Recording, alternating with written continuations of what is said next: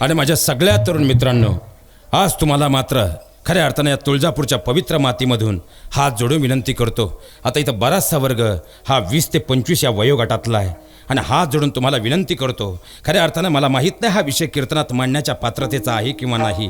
कदाचित या विषयाचं महत्त्व आज कळणार नाही, पण आज तुमच्या पायावर डोकं टेकून विनंती मात्र करून जातो की सध्याचा, कारण 20 ते 25 या वर्षाचा कालखंड जर पाहिला तर या कालखंडामध्येच एक तर आयुष्याचं सोनं होत असतं, नाही तर आयुष्याची माती होत असते.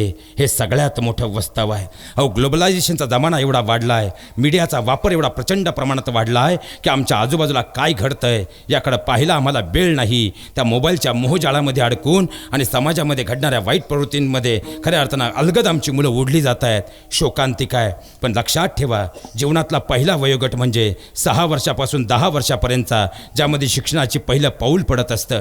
11 ते 20 हा वयोगट जर पाहिला तर खऱ्या अर्थानं 20व्या वर्षापर्यंत आमचं शिक्षण घडत असतं आणि 20व्या वर्षाच्या पुढे मात्र शिक्षण बाजूला पडतं आणि एन्जॉयमेंटच्या डेफिनेशन बदलल्या जातात आणि एन्जॉयमेंट हे एन्जॉयमेंट न राहता आता 21व्या वर्षापासून आमच्या खांद्यावर जबाबदारी यायला सुरुवात होते. कारण शिक्षण संपवून आयुष्य घडवण्याचा खरं तर हा कालखंड असतो. आता लिस्ट करायची म्हटलं तर फार मोठी होईल, पण हात जोडून इथं बसलेल्या माझ्या प्रत्येक 20 ते 25 वयोगटातील माझ्या प्रत्येक मित्राला खऱ्या अर्थानं हात जोडून विनंती करतो, इथून पुढं तरी आपल्या आयुष्याची जर तुम्हाला वाटत असेल ना माती होऊ द्यायची नाही, कारण 20-25 वर्षापर्यंत काहीच कळत नाही, पण आयुष्याचं 30 वर्षात जेव्हा आम्ही पदार्पण करतो ना त्यावेळेस कळतं आम्ही 21 वर्षापासून 25 वर्षापर्यंत जे काही वागलोय त्यामुळे आमच्या आयुष्याचं सोनं झालं की आमच्या आयुष्याची माती झाली. म्हणून हात जोडून इथं बसलेल्या प्रत्येकाला विनंती आहे, जीवनात फार नाही पण इथून पुढं तरी वयाच्या 20 वर्षापासून 25 वर्षापर्यंत 5 गोष्टींचं तंतोतंत पालन करा. या 5 गोष्टी जरी तुम्ही तुमच्या जीवनात या 5 वर्षाच्या काळात सांभाळल्या ना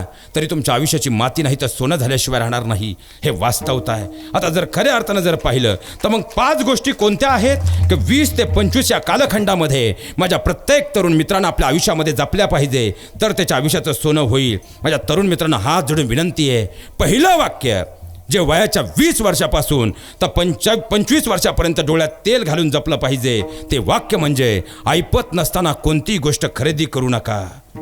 लक्षात घ्या महाराज, आता सध्याचा काळ इतका वेगानं बदलतोय, इतका वेगानं प्रवाहित होतोय की त्या काळामध्ये आमच्या जगण्याच्या प्रत्येक डेफिनेशन बदलत चालल्यात.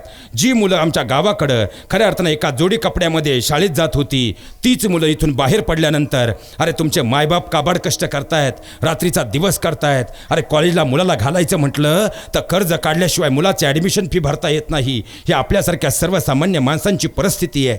पण तो बाप मात्र काबाड कष्ट करतो, कारण आई डोळ्यात पाणी आणून विचारते आपल्या नवऱ्याला, अहो आपल्या जीवनातलं हे दुःख दूर कधी होणार. तो बाप तिच्या खांद्यावर हात ठेवून सांगतो, रुक्मिणी काळजी करू नकोस, आपलं लेकरू जेव्हा साहेब होईल, आपलं लेकरू मोठं होईल ना तेव्हा आपले दिवस बदलतील. ते मायबाप कर्ज काढतात पण तुमच्या आयुष्यात तुम्हाला काही कमी पडू देत नाही. पण ज्यावेळेस आम्ही खऱ्या अर्थानं आमच्या आजूबाजूचं वातावरण पाहतो, मुलांच्या हातामध्ये महागडे ॲपलचे मोबाईल पाहतो, मुलांकडे खऱ्या अर्थानं FZ सारख्या गाड्या पाहतो, खरं बदललेलं जीवनशैली पाहतो, अंगावरचे 5-5 हजाराचे ब्रँड पाहतो, त्यावेळेस आमची अपेक्षा निर्माण होते की आमच्याकडे त्या वस्तू हव्यात आणि आम्ही कोणताही विचार न करता त्या वस्तू घेण्यासाठी आपल्या मायबापांकडे हट्ट करतो.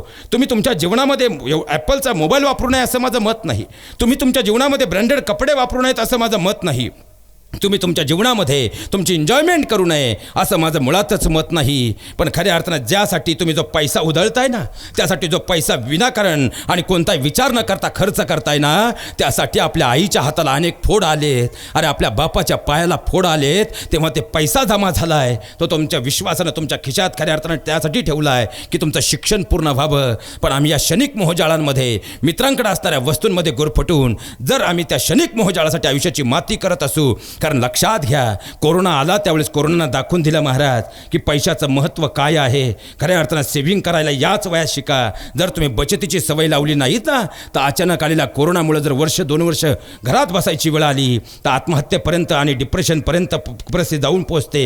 याचा विचार मात्र जीवनात ठेवा. म्हणून जीवनामध्ये जर यशस्वी व्हायचं असेल तर वयाच्या 20 वर्षापासून 25 वर्षापर्यंत जीवनातलं सगळ्यात अनमोल पहिलं सूत्र जपा की कोणतीही गोष्ट ऐपत नसताना खरेदी करू नका.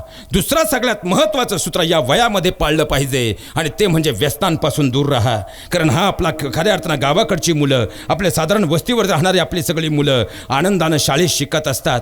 पहिलीपासून 10वीपर्यंत आपल्या जीवनाचा गाडा आपल्या मायबापांसाठी ओढत असतात. अरे सरांनी कधी जरी विचारलं ना की बाळा तुला काय व्हायचंय, तो सांगतो मला डॉक्टर व्हायचंय, इंजिनियर व्हायचंय, वकील व्हायचंय, मला IPS व्हायचंय, PSI व्हायचंय, माझ्या मायबापाचं नाव मोठं करायचंय. कारण तो रोज आपल्या मायबापांचे कष्ट पाहत असतो.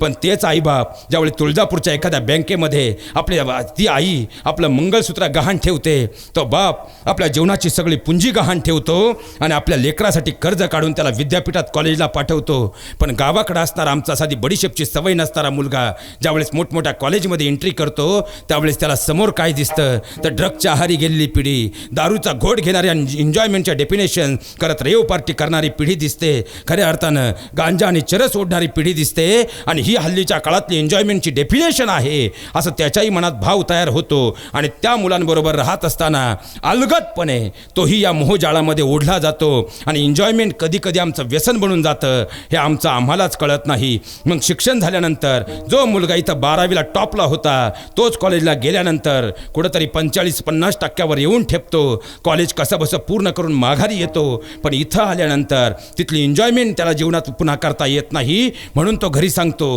की मला स्पर्धा परीक्षा करायची आहे, मला स्पर्धा परीक्षेत उत्तीर्ण व्हायचं आहे, मला IPS PSI व्हायचं आहे, स्पर्धा परीक्षा करायच्या गोंडस नावाखाली तो मायबापांना चुना लावून पुन्हा त्या कॉलेजकडे सिटीमध्ये जातो आणि मायबापाकडून या गोंडस नावाखाली पैसा घेतो आणि तो पैसा व्यसनांमध्ये खऱ्या अर्थानं खर्च करतो. शेवटी एक दिवस असा उजाडतो मायबापांसमोर आपलं लेकरू व्यसनी दिसतं आणि त्या मायबापाची मान खाली जाते. आणि याच वयामध्ये या व्यसनांच्या आहारी जाऊन आम्ही आमच्या शिक्षणाकडं, आमच्या व्यवसायाकडं, खऱ्या अर्थानं आम्हाला जे काही जीवनात मिळवायचं आहे त्याकडं पूर्णतः दुर्लक्ष होतं. आणि शेवटी एक दिवस कळून चुकतं की जे आयुष्याचं सोनं करायचं होतं, सोनं होण्यासाठी माझ्या सोन्यासारख्या मायबापांनी कष्ट केले होते, त्या आयुष्याची शेवटी माती होऊन जाते. पण बाळांनो त्यावेळेस वेळ मात्र गेलेली असते. म्हणून माझं कीर्तन तुम्हाला पटलं नाही, मरेपर्यंत तुमच्या गावात बोलू नका. पण आज इथं बसलेल्या प्रत्येक तरुण मित्राला हात जोडून विनंती करतो, व्यसनांपासून दूर राहा. कारण त्या मायबापांचा फार मोठा विश्वास तुमच्यावर आहे. त्याला जीवनात तडा जाऊ देऊ नका. तुमच्या जीवनातला तो सफल परमार्थ आहे.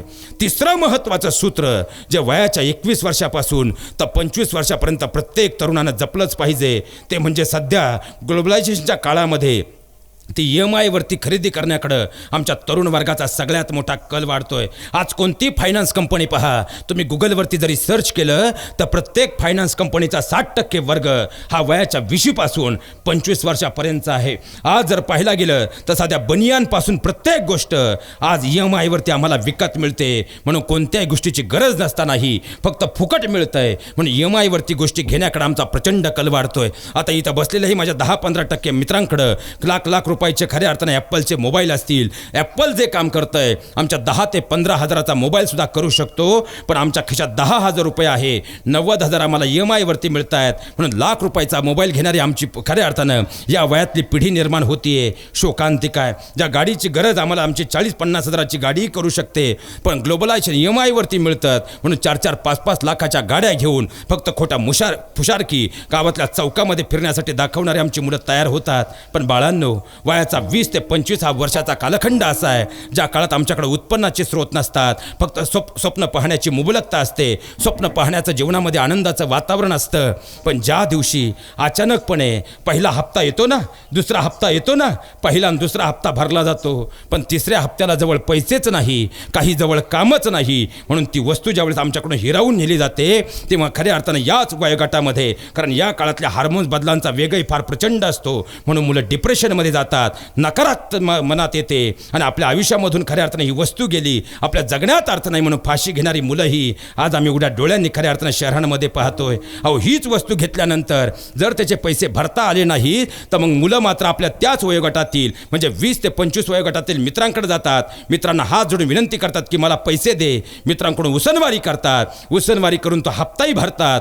पण खऱ्या अर्थानं उत्पन्नाचा स्रोत काही नाही. तर मित्राचे पैसे देण्याची जेव्हा वेळ येते तेव्हा मात्र हातात पैसे पैसे नसतात म्हणून अत्यंत कमी वयामध्येही जीवनातल्या सगळ्यात जवळच्या मित्रांबरोबर कायमचं वितुष्ट निर्माण होतं, जवळचे मित्र तुटतात आणि मग हेच पैसे भरायचे म्हणून तर खऱ्या अर्थानं काहीही काम करायला आम्ही सुरुवात करतो. जे काम आम्ही करतोय ना, अरे आमच्या मायबापांना रात्रीचा दिवस करून आम्हाला जे शिक्षण दिलंय त्या शिक्षणाचा आणि त्या कामाचा कसलाही संबंध नसतो आणि पाहता पाहता आयुष्याचा मार्ग दिशाच बदलली जाते आणि शेवटी आयुष्य मातीमोल होतं. पण राजांनो, त्यावेळेस वेळ मात्र गेलेली असते.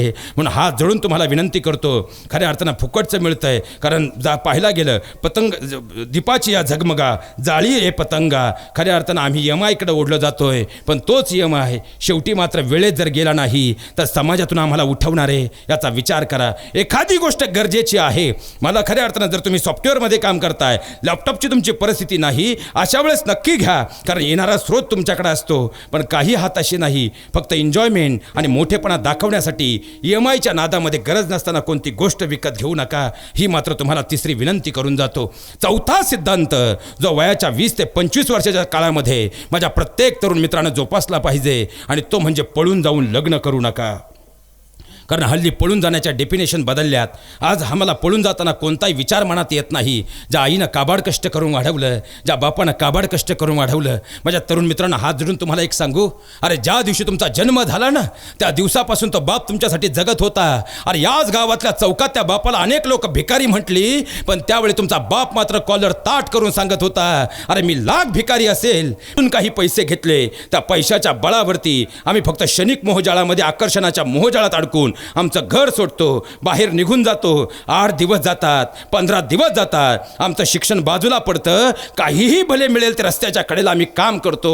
पण लक्षात घ्या, पळून गेल्यानंतर आज आमच्याकडे येणाऱ्या हजारो केसेसमध्ये आम्ही पाहतोय की अवघ्या 1 वर्षानंतर मुलालाही समजतं आणि मुलीलाही समजतं की आम्ही खऱ्या अर्थानं लग्न करायला घाई केली, कारण हातात तर 1 रुपयाही नाही आणि कुटुंबाची जबाबदारी अत्यंत कमी वयात हातामध्ये पडते. कारण क्षणिक प्रेम तुम्हाला महिनाभर साथ देईल, पण लक्षात ठेवा जबाबदारी मात्र आयुष्यभराची असते. आणि त्यानंतर जर मुलं बाळं झाली तर आयुष्यात ज्या काळात आपण काहीतरी करू शकतो, जी ताकद आपल्यामध्ये असते ना, ती मात्र कुटुंबाच्या जबाबदारीमध्ये वेढली जाते आणि आयुष्यापासून आम्ही दूर भटकतो. आणि शेवटी याच विसंगतीमुळं आयुष्याची शेवटी माती होते आणि हीच प्रकरणं घटस्फोटापर्यंत येऊन ठेपतात. मग खऱ्या अर्थानं आयुष्यही मातीमोल होतं, जीवनातलं खऱ्या अर्थानं ध्येयही मातीमोल होतं आणि जिच्यासाठी पळालो तीही खऱ्या अर्थानं घटस्फोट घेऊन जाते आणि नकारात्मकतेने शेवटी आयुष्याची माती होते. पण वेळ मात्र तेव्हा निघून गेलेली असते. म्हणून हात जोडून तुम्हाला विनंती करतो, तुम्ही लग्न करू नये, लव्ह मॅरेज करू नये या मताचा मी नाही. तुम्ही खऱ्या अर्थानं तुमचे मायबाप तुमचे शत्रू नाहीत, त्यांना हक्कानं सांगा. आणि जर मुलगा कमावता असेल तर माझ्या कोणत्याही बहिणीनं तुम्हाला हात जोडून सांगतो, तुमचे वडील कधी नकार देणार नाहीत. पण मुलगा जर कमावता नसेल तर खऱ्या अर्थानं तुमच्या आयुष्याची माती होताना ज्या बापानं रात्रीचा दिवस करून तुम्हाला वाढवलंय, त्या बापाच्या काळजाला किती यातना होत असतील याचा विचार करा. म्हणून हात जोडून तुम्हाला चौथा सिद्धांत सांगतो, वयाच्या 20 वर्षापासून 25 वर्षापर्यंत ज्या काळामध्ये आमच्या हातात कोणती भक्कम नोकरी नसते, हातामध्ये उत्पन्नाचे स्रोत नसतात, अशा काळामध्ये क्षणिक आकर्षणाचा विचार करून पळून जाण्याचा विचार कधी मनात करू नका. कारण आयुष्याची माती झाल्यानंतर सोनं कधीच करता येत नाही, हा वास्तव सिद्धांत आहे. आणि जीवनातला सगळ्यात महत्त्वाचा, माझ्या तरुण मित्रांनो, वयाच्या 20 ते 25 या कालखंडामध्ये जपण्याचा सगळ्यात मोठा कालखंडात 5वा महत्त्वाचा सिद्धांत, कोणताही सारासार विचार न करता व्यवसायात उडी मारू नका. कारण तुमच्या जीवनामध्ये तुम्ही शांतपणे बसलेले सगळेजण विचार करा, ऐकणारा प्रत्येक जणांना विचार करावा. आपल्या आईवडिलांचा जर आपल्यावर सगळ्यात जास्त विश्वास कधी असतो ना, तर तो विश्वास वयाच्या 20 वर्षापासून 25 वर्षापर्यंत असतो. कारण आपल्या मुलानं काहीतरी करावं ही धडपड त्या मायबापांच्या मनात असते. अरे एखादा व्यवसाय तुम्ही सुरू केला आणि तो व्यवसाय जर खऱ्या अर्थानं डबघाईला गेला तरी मायबाप भक्कमपणे उभे राहतात आणि सांगतात, बाळा काळजी करू नकोस, मी तुझ्या पाठीशी आहे, तुला जीवनात नक्की यश मिळेल, काहीतरी कर. पण हे करत असताना जर आम्ही खऱ्या अर्थानं कोणताही विचार न करता त्याने तो ब्रँड घेतला, त्या ब्रँडमध्ये त्याला पैसे मिळाले, त्यानं हा व्यवसाय केला, त्या व्यवसायात त्याला पैसे मिळत आहेत, त्यानं ते केलं, तिच्यामध्ये तो मोठा झाला म्हणून मीही ते करावं. खऱ्या अर्थानं ही संकल्पना पहिल्यांदा मनातून काढून टाका. अरे कपड्याचं दुकान टाकायचंय म्हणून एखाद्या ब्रँडची एजन्सी घेऊन वडिलांबरोबर भांडून 5-5 लाख रुपये घेऊन दुकान जर टाकलं आणि ते दुकान बंद करायची वेळ आली तर आपल्या मायबापाची ही परिस्थिती नाही हो की 5-5 लाख रुपये ते 5 दिवसात उभं करतील.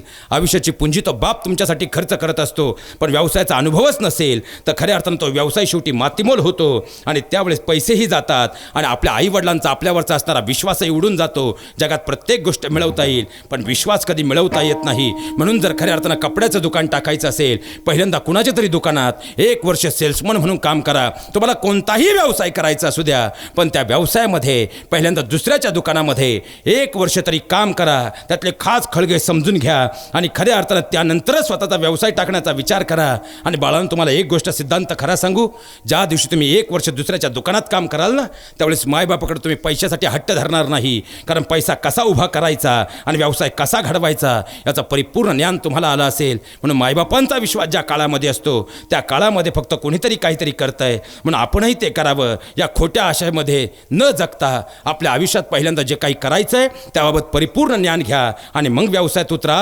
कारण आयुष्याच्या 30 वर्षाच्या पुढे जबाबदाऱ्यांमध्ये वेढला गेलात की तुमच्या आयुष्याची पंख बांधली गेली, पुन्हा जीवनात काही करू शकत नाही. म्हणून जीवनातला 5वा सिद्धांत लक्षात घ्या, या कालखंडामध्ये कधीही सारासार विचार कोणताही न करता व्यवसायात उतरू नका. एवढे 5 सिद्धांत जरी तुम्ही खऱ्या अर्थानं या कालखंडामध्ये या वयोगटात जपले तरी वयाच्या 30व्या वर्षी तुमच्या डोळ्यासमोर तुमचं घडलेलं भविष्य असेल, आयुष्याची माती नाही तर आयुष्याचं सोनं झाले असेल. हे सगळ्यात महत्त्वाक्य विठ्ठल.